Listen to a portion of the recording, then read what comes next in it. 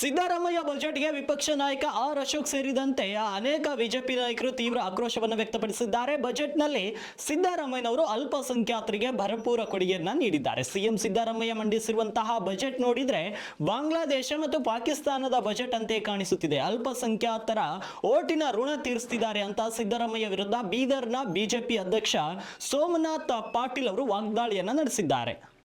ಸಿದ್ದರಾಮಯ್ಯನವರು ಇವತ್ತು ಇಡೀ ಭಾರತ ದೇಶದ ಇತಿಹಾಸದಲ್ಲಿಯೇ ಯಾವುದೇ ಮುಖ್ಯಮಂತ್ರಿಗಳು ಮಂಡಿಸಲಾರದಂಥ ಬಜೆಟ್ ಅನ್ನು ಮಂಡಿಸಿದ್ದಾರೆ.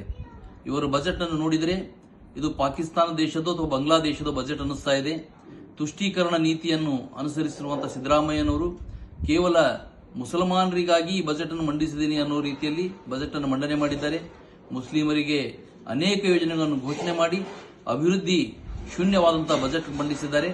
ವಿಶೇಷವಾಗಿ ಬೀದರ್ ಜಿಲ್ಲೆಗೆ ಯಾವುದೇ ವಿಶೇಷ ಕೊಡುಗೆಗಳನ್ನು ಕೊಡದೆ ನೀರಸವಾದಂತಹ ಬಜೆಟ್ ಅನ್ನು ಸಿದ್ದರಾಮಯ್ಯನವರು ಮಂಡಿಸಿದ್ದಾರೆ.